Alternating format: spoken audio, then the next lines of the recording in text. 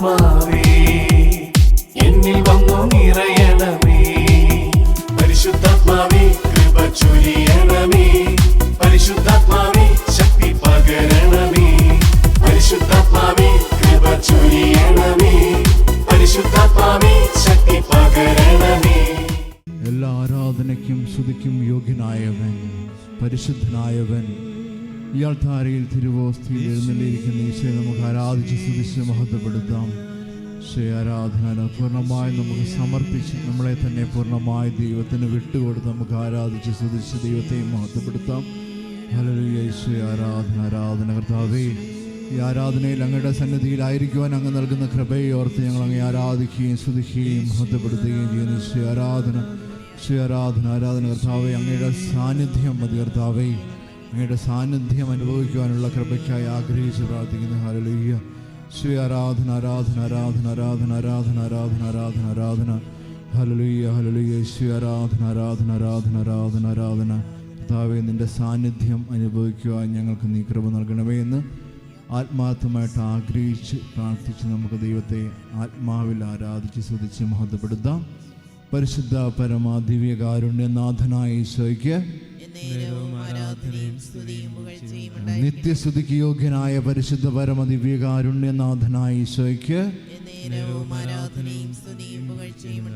പരിശുദ്ധ പരമ ദിവ്യകാരുണ്യനാഥനായ ഈശോയ്ക്ക് ഈ കരുണയുടെ തിരുമണിക്കൂറിൽ നമ്മളായിരിക്കുമ്പോൾ നമുക്ക് പൂർണ്ണമായും ദൈവത്തിന് നമ്മളെ തന്നെ സമർപ്പിച്ച് ഈ ആരാധനയിൽ പങ്കെടുക്കാം. കർത്താവേ, ഈ ആരാധനയിലൂടെ നീ സംസാരിക്കുന്ന വചനത്തിലൂടെ നീ ഞങ്ങളോട് സംസാരിക്കണമേ എന്ന് നമുക്ക് ആഗ്രഹിക്കാം. കർത്താവേ, ഞങ്ങളുടെ ആത്മാവിൽ നിൻ്റെ സാന്നിധ്യം അറിയുവാൻ നീ ഞങ്ങളെ ഒരുക്കണമേ. നമ്മൾ എത്രത്തോളം ആഗ്രഹത്തോടു കൂടിയാണ് നമ്മൾ ഈ ആരാധനയിൽ പങ്കെടുക്കുന്നതെങ്കിലും അത്രത്തോളം ദൈവം നമുക്ക് സമീപസ്ഥനായിരിക്കും. സങ്കീർത്തനം 145:18 തിരുവചനത്തിൽ വചനം പറയുന്നത് ഇപ്രകാരമാണ്: തന്നെ വിളിച്ചപേക്ഷിക്കുന്നവർക്ക്. വചനം ഒന്നുകൂടി എടുത്തു പറയുകയാണ്: ഹൃദയ പരമാർത്ഥതയോടെ തന്നെ വിളിച്ചപേക്ഷിക്കുന്നവർക്ക് ദൈവം സമീപസ്ഥനാണ്. ഈ വചനം കേട്ടുകൊണ്ടിരിക്കുമ്പോൾ തന്നെ നമുക്ക് ഈ വചനത്തിൻ്റെ അഭിഷേകം സ്വീകരിക്കാൻ കഴിയും.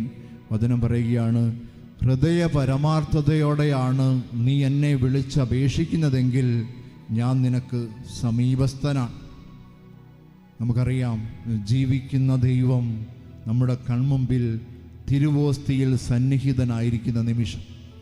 ഈ വചനത്തിൻ്റെ അഭിഷേകം കേട്ടുകൊണ്ടിരിക്കുമ്പോൾ തന്നെ നമ്മൾ എത്രമാത്രം ആഗ്രഹത്തോടുകൂടിയാണോ ഈ ആരാധനയിൽ പങ്കെടുക്കുന്നത്, ദൈവം ആ അനുഭവം ഉണ്ടാവാൻ നമ്മളെ സഹായിക്കും.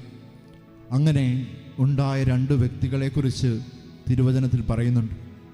തിരുസഭ നമുക്ക് നൽകിയിരിക്കുന്ന സുവിശേഷ വചനഭാഗം ലൂക്കായുടെ സുവിശേഷം 2-ാം അധ്യായം. ഈ അധ്യായം ധ്യാനിക്കുമ്പോൾ നമ്മൾ ചിന്തിക്കേണ്ട 2 വ്യക്തികൾ, തിരുസഭ നമുക്ക് പറഞ്ഞു തരുന്ന 2 വ്യക്തികളെക്കുറിച്ചാണ്. ഒന്ന് ശിമയോനും ഒന്ന് അന്നയും. 2 പ്രാർത്ഥനാ ജീവിതങ്ങൾ, ദേവാലയത്തോട് ചേർന്ന് ജീവിച്ച 2 ജീവിതങ്ങളാണ് ശിമയോൻ്റെയും അന്നയുടെയും. 2 ഭാഗമായിട്ടാണ് സുവിശേഷം ഇവരുടെ ജീവിതത്തെക്കുറിച്ച് അവതരിപ്പിക്കുന്നത്. ശിമയോന് പരിശുദ്ധാത്മാവ് വാഗ്ദാനം നൽകി: നീ മിശിഹായെ കാണാതെ മരിക്കുകയില്ല. നമ്മൾ ഓർക്കണം, ജീവിതം മുഴുവൻ പ്രാർത്ഥനയ്ക്കായി മാറ്റിവെച്ച 2 ജീവിതങ്ങളാണ് ശിമയോനും അന്നയും. അവർക്കതിൻ്റെ ഫലം കിട്ടിയത് ജീവിക്കുന്ന ദൈവത്തെ നേരിട്ട് കാണാനുള്ള കൃപ ഇവർക്ക് 2 പേർക്കും കിട്ടുന്നതായിട്ട് വചനം നമ്മളോട് പറഞ്ഞു തരികയാണ്. ശിമയോൻ പറയുകയാണ്, സകല ഈശോയെ ദേവാലയത്തിൽ സമർപ്പിക്കാൻ വേണ്ടി കൊണ്ടുപോയപ്പം ശിമയോൻ ഈശോയെ കാണും. പ്രായമായ അവസ്ഥയിൽ ശിമയോൻ ഈശോയെ കാണുമ്പം ഈശോ അവിടെ പറയുകയാണ്: കർത്താവേ, ഇനി എന്നെ നീ സമാധാനത്തോടെ വിട്ടയക്കണം. കാരണം സകല ജനതകൾക്കും വേണ്ടി കർത്താവ് ഒരുക്കിയ രക്ഷ എൻ്റെ കണ്ണുകൊണ്ട് ഞാൻ കണ്ടു. ആ വലിയൊരു കൃപ ആ പ്രാർത്ഥിക്കുന്ന മനുഷ്യന് കർത്താവ് നൽകുന്നതായിട്ട് നമുക്ക് കാണാൻ സാധിക്കും. അതുപോലെയാണ് അന്നയെക്കുറിച്ചും വചനം പറയുന്നത്. ഈശോയെ നേരിട്ട് കണ്ട അവസ്ഥ. അങ്ങനെ ശിമയോൻ്റെ കാര്യം നമ്മൾ ഇന്നലത്തെ സുവിശേഷത്തിലൊക്കെ ശിമയോനെക്കുറിച്ചാണ് കേട്ടതെങ്കിൽ ഇന്ന് അന്നയെക്കുറിച്ചാണ് സുവിശേഷം നമ്മളോട് പങ്കുവയ്ക്കുന്നത്. നമുക്കറിയാം, ആ വചനം കൃത്യമായിട്ട് നമുക്ക് ലൂക്കായുടെ സുവിശേഷം 2-ാം അധ്യായം വായിക്കുമ്പോൾ നമുക്ക് മനസ്സിലാകും, ദൈവത്തെ സ്തുതിച്ചുകൊണ്ട് ദേവാലയം വിട്ടുപോകാത്ത ഒരു ജീവിതം. കന്യകാപ്രായം കഴിഞ്ഞ് ഏകദേശം 7 വർഷം ഭർത്താവിനോടുകൂടെ ജീവിച്ച ഒരു സ്ത്രീ, തുടർന്ന് 84 വയസ്സുവരെ ഏകദേശം 60 വർഷത്തിനു മുകളിലായി ദേവാലയം വിട്ടുപോകാതെ ദൈവത്തെ ആരാധിച്ച് സ്തുതിച്ച് ജീവിച്ച ഒരു വ്യക്തിക്ക് ദൈവം നൽകുന്ന ഒരു കൃപയാണ് ജീവിക്കുന്ന ദൈവത്തെ നേരിട്ട് കാണുവാനുള്ളൊരു കൃപ. നമുക്കറിയാം, ദൈവത്തെ സ്തുതിച്ച് ആരാധിക്കാനൊക്കെ നമുക്ക് ബുദ്ധിമുട്ടുന്ന ഒരു കാലഘട്ടം, നമ്മൾ പരിഹസിക്കപ്പെടുന്ന ഒരവസ്ഥ. ദൈവത്തെ സ്തുതിച്ച് ആരാധിക്കേണ്ട കാര്യമുണ്ടോ, ഉച്ചത്തിൽ പ്രാർത്ഥിക്കേണ്ട കാര്യമുണ്ടോ, പതുക്കെ പ്രാർത്ഥിച്ചാൽ ദൈവം കേൾക്കില്ല എന്നൊക്കെ നമ്മളോട് ചോദിക്കുന്ന ഒരു കാലഘട്ടത്തിൽ സുവിശേഷത്തിൽ വർഷങ്ങൾക്ക് മുമ്പ് സുവിശേഷത്തിൽ എഴുതി വച്ചിരിക്കുകയാണ്, ദൈവത്തെ സ്തുതിച്ചുകൊണ്ട് അവൾ മുന്നോട്ട് വന്നു. ഈ 2 വ്യക്തികളെയും നമുക്ക് കാണാം, ദൈവത്തെ സ്തുതിച്ചുകൊണ്ട് വന്നുവെന്നാണ് വചനം വളരെ വ്യക്തമായി പറയുന്നത്. ദൈവത്തെ സ്തുതിച്ചുകൊണ്ട് ഇവർ ഈശോയെ കാണുന്ന ഒരവസ്ഥ. ഏകദേശം 60 വർഷത്തോളം ദേവാലയവുമായിട്ട് ബന്ധപ്പെട്ട് ജീവിച്ച ഒരു ജീവിതം. അതാണ് പ്രാർത്ഥനയുടെ ഒരു ശക്തി. അതുകൊണ്ടാണ് നമുക്കറിയാം, മർക്കോസിൻ്റെ സുവിശേഷത്തിൽ 9-ാം അധ്യായത്തിൽ ഒരു സംഭവം വചനം പറയുന്നത് ഇപ്രകാരമാണ്. പിശാച് ബാധിതനെ സുഖപ്പെടുത്തുന്ന ഒരവസ്ഥ, ഒരു സംഭവം അവിടെ വിവരിക്കുന്നുണ്ട്. എന്താണ് ഈ പ്രാർത്ഥനയുടെ ശക്തി എന്ന് സുവിശേഷം നമുക്ക് പറഞ്ഞു തരികയാണ്. 2 പ്രാർത്ഥിക്കുന്ന 2 വ്യക്തികളെ നമ്മുടെ മുമ്പിലേക്ക് വെച്ചിട്ട് നമ്മുടെ പ്രാർത്ഥന ഏത് രീതിയിലാവണം, എത്രമാത്രം ശക്തി നമ്മുടെ പ്രാർത്ഥനയ്ക്കുണ്ട് എന്ന് വചനം നമ്മളോട് പറഞ്ഞു തരികയാണ്. അവിടെ മർക്കോസിൻ്റെ സുവിശേഷത്തിൽ ഈ പിശാച് ബാധിതനെ സുഖപ്പെടുത്താൻ ഒരു അപ്പൻ ഒരു യുവാവിനെ ഈശോയുടെ അടുത്ത് കൊണ്ടുചെല്ലുന്നുണ്ട്. അവരാദ്യം കൊണ്ടുചെന്നത് ശിഷ്യന്മാരുടെ അടുത്തേക്കാണ്. അവിടെ കൊണ്ടുചെന്നപ്പോൾ അവർക്ക് ഈ പിശാചിനെ ബഹിഷ്കരിക്കാൻ സാധിക്കുന്നില്ല. തുടർന്ന് അപ്പനുമായി ഈശോയുടെ സംഭാഷണം ഉണ്ടാവുന്നു. ഈശോ പിശാചിനെ ശകാരിച്ച് ഈ പിശാചിനെ ബഹിഷ്കരിക്കുന്നതായിട്ട് നമുക്ക് കാണാം. അപ്പോൾ ശിഷ്യന്മാർ ചോദിക്കുന്നുണ്ട്, ഈശോയെ, എന്തുകൊണ്ടാണ് ഞങ്ങൾക്ക് ഈ കാര്യം ചെയ്യാൻ സാധിക്കാത്തത്? ഈശോ പറയുകയാണ്, ഉപവാസവും പ്രാർത്ഥനയും കൊണ്ടല്ലാതെ ഈ വർഗം പുറത്തു പോവുകയില്ല. നമ്മുടെ ജീവിതത്തിൽ ചില പൈശാചിക സ്വാധീനങ്ങൾ, ചില പൈശാചികമായ സ്വഭാവ ദൂഷ്യങ്ങൾ നമ്മുടെ ജീവിതത്തിലുണ്ടെങ്കിൽ ഈശോ വചനത്തിലൂടെ വളരെ വ്യക്തമായി പറയുകയാണ്.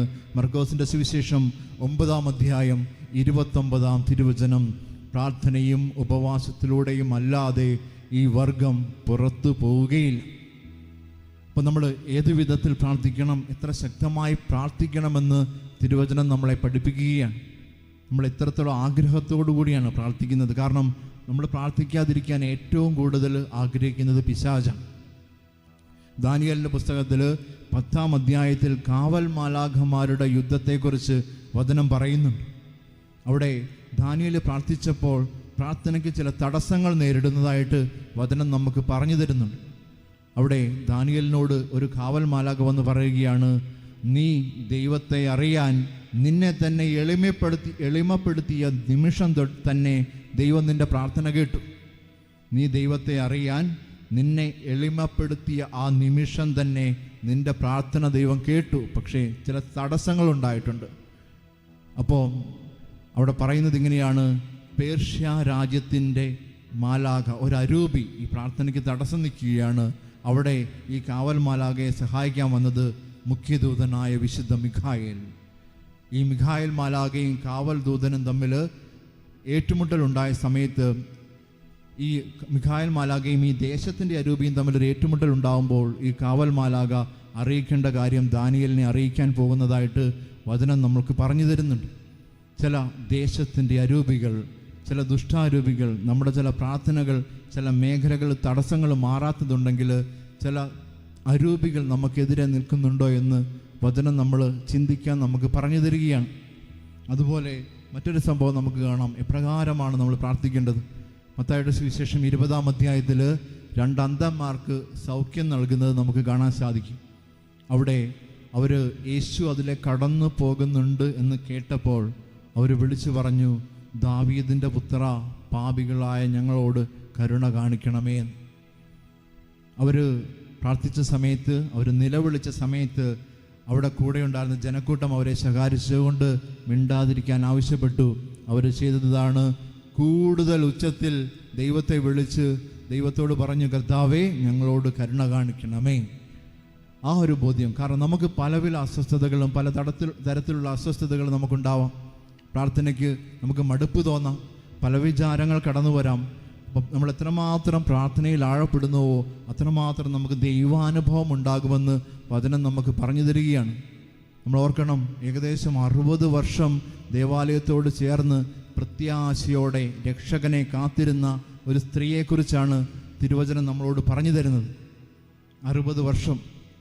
അതുപോലെ സൗഖ്യം ആഗ്രഹിച്ച് കിടന്ന 38 വർഷം ബെത്സയിദാ കുളക്കരയിൽ കിടന്ന മറ്റൊരാളെക്കുറിച്ച്, ഒരു രോഗിയെക്കുറിച്ച് നമുക്കറിയാം.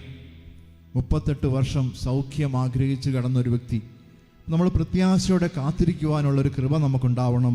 നമ്മൾ പ്രാർത്ഥിച്ചു, നമ്മൾ നിരാശരാകരുത്. എൻ്റെ പ്രാർത്ഥന കേട്ടില്ല, ഒരിടത്ത് നമ്മൾ പോയി പ്രാർത്ഥിച്ചു, പ്രാർത്ഥന കേട്ടില്ല, ഒരച്ഛനെ കൊണ്ട് പ്രാർത്ഥിച്ചു, പ്രാർത്ഥന കേട്ടില്ല, ഉടനെ നമ്മൾ നിരാശനാകാനല്ല വചനം പറയുന്നത്.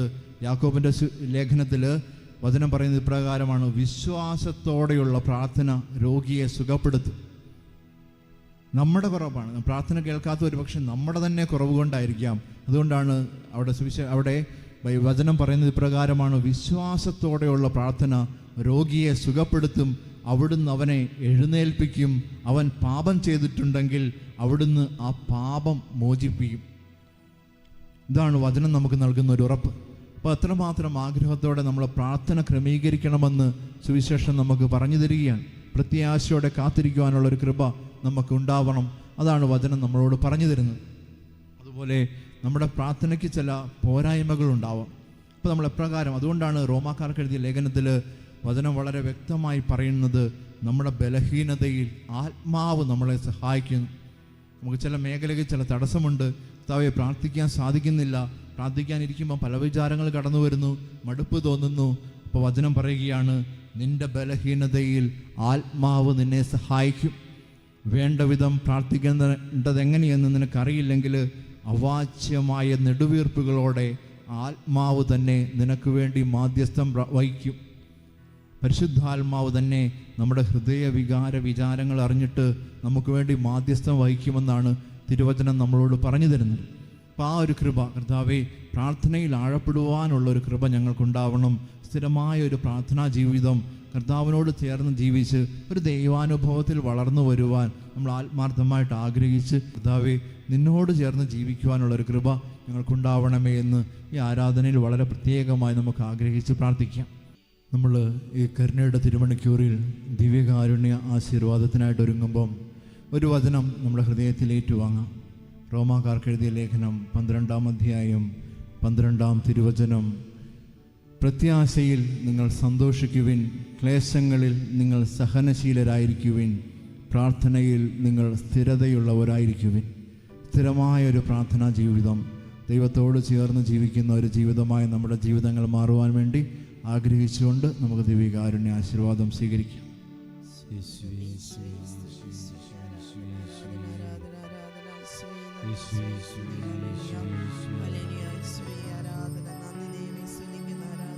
ഈശോയെ ഞാനങ്ങേ ശരണപ്പെടുന്നു, ഈശോയെ ഞാനങ്ങേ ശരണപ്പെടുന്നു.